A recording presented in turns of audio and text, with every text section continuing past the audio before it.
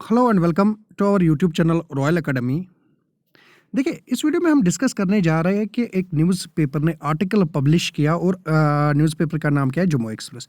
इन्होंने पब्लिश किया article regarding के जो जेकेपीएसआई के लिए इंक्वायरी कमेटी बिठाई गई थी, अभी वो इन प्रोसेस है। उनका मतलब क्या फैक्ट्स उनको मिले। पहला इफेक्ट क्या मिला वो न्यूज़ में लिखा हुआ है, CRPF God of the most powerful person. क्यों ऐसा लिखा है मोस्ट पावरफुल पर्सन, अभी हम बताएंगे आगे न्यूज़ में।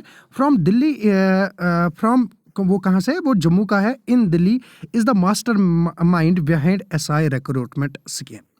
सिंपली क्या बता रहा है, सिंपली बता रहा है कि हमारी यूटी को रिप्रेजेंट करता है एक पर्सन जो जम्मू की तरफ से है, मोस्ट पावरफुल पर्सन। वो दिल्ली में है। दिल्ली में रिप्रेजेंट क्या किसको करता है, represent Jammu Kashmir, UT of Jammu Kashmir को वहाँ पे करता है। उसका जो सीआरपीएफ गार्ड है वो मिला हुआ है इस स्कैम में। अब यहाँ पे अगर हम इस आर्टिकल को डायरेक्ट आ जाएंगे, यहाँ पे आर.के. गोयल जो कि आपको पता है एडिशनल चीफ सेक्रेटरी है होम हेड्स के, और वही जो है वही इंक्वायरी कमेटी का क्या है, वही भी इंक्वायरी कमेटी का हेड है। आपको पता है ये 3 मेंबर की कमेटी है। आगे क्या लिखता है, as per sources the committee has started its inquiry in the right earnest and has come, यहाँ से हम छोड़ देंगे, that the point out the role across some stating factors that, यहाँ से हम देखेंगे। यहाँ से देखिए क्या लिखा हुआ है, that CRPF personal who is a security guard at residence of most powerful person representing UT of Jammu and Kashmir in the national capital, that's in the Delhi. But questions देखिए, इस न्यूज़ का ultimately ये लिखा हुआ है कि जो वो पर्सन मोस्ट पावरफुल पर्सन है, ऐसा क्यों उसका नाम क्यों नहीं लिखा गया, इसलिए नहीं बताती है कमेटी नाम, until and unless all the जो भी इसके मतलब रिगार्डिंग जो कोई भी मतलब इसमें फंसेगा, अनटिल एंड अनलेस उनके खिलाफ एक पूरे तरह से केस नहीं मतलब बनेगा, तब तक ये नेम्स जो है नेम्स को डिस्क्लोज नहीं करते हैं। फिलहाल के लिए जो ये पर्सन है, इस पर्सन के जो गॉड्स है और इस पर्सन के जो एसोसिएट्स है ना, उन पे भी शक किया जा रहा है कि वो भी मिले हुए इस स्कीम में।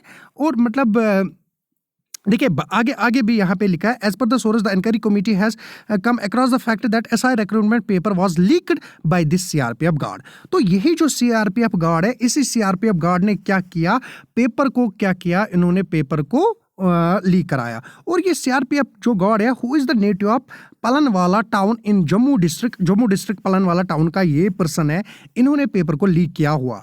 और आगे क्या लिखता है, it has been established that the CRPF personnel distributed the papers to scores of students from his area।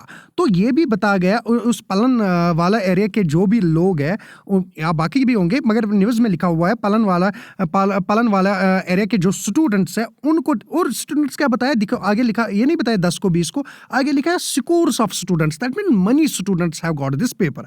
आगे क्या लिखा है, the modus operandi employed was very infallible, all the students to whom the paper was leaked were taken outside the UT, their mobiles were taken away and they were provided with the answer key of the paper।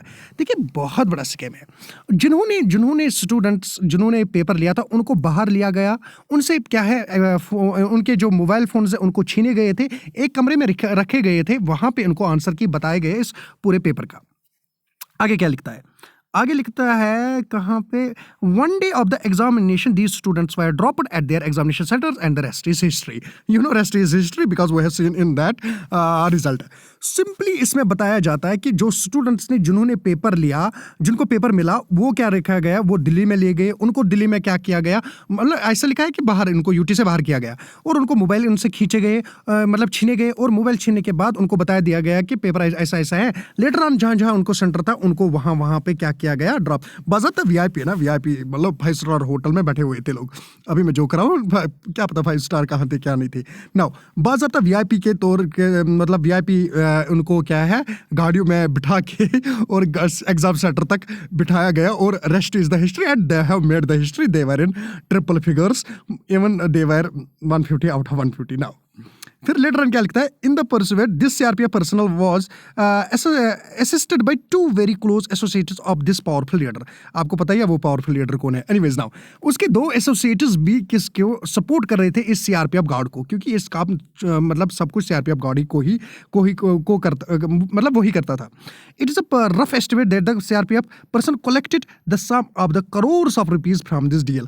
अब मतलब वो ये भी नहीं बता सकते कितने पैसे उन्होंने लिए, मतलब पैसे बहुत ज्यादा उन्होंने लिए। Anyways the CRPF personnel recently has gone outside to attend a course related to his promotion.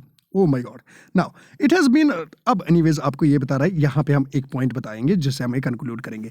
The parents of the candidates who have paid 20 to 25 lakh to get their ward selected have started confronting their CRPF personnel who is quite confident that because of his high contact, the inquiry will fizzle out, but is, anyways इसमें ये बताया गया है overall इस news में।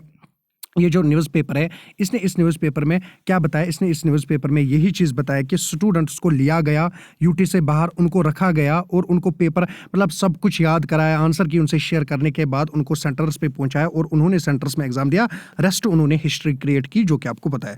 Letter अब ये बताया गया कि मतलब जो पेरेंट्स एटलीस्ट इन्होंने बताया कि करोड़ों में इसने जमा किया है, किसने, इस सीआरपीएफ ने, और जो वो पावरफुल लीडर है उसके दो एसोसिएट्स भी इसके साथ क्या है, एसोसिएटेड है, और उन्होंने पैसे जमा किया। यहाँ पे लिख रहा है कि जो पेरेंट्स ऑफ कैंडिडेट्स जिन्होंने 20 लाख से 25 लाख, अपनी तरह से कोई अपना होगा तो उसको 20 लाख ही मांगे, कोई अपना होगा तो उसको, कोई अपना नहीं होगा उसको 25 लाख मांगे। एनीवेज फिर वो जमा करके अब इन्क्वायरी कमेटी लेटर ऑन को देखो, हमको पता है 25 तक तो जो भी 25 तक हुआ होगा वो तो बाहर आ जाएगा, और 25 को हम होप कर रहे हैं, मतलब क्योंकि एलजी साहब ने बताया कि 25 तक रिजल्ट जो है, रिजल्ट जो भी इसका रिजल्ट होगा, इंक्वायरी कमेटी का रिजल्ट जो होगा वो डिक्लेयर किया जाएगा, और वो फाइनल रिजल्ट है लोगों को बताया जाए, मतलब बताया दिया जाएगा, स्टूडेंट्स को बताया दिया जाएगा कि ये रिजल्ट है इंक्वायरी कमेटी का, ये रिपोर्ट है इंक्वायरी कमेटी का।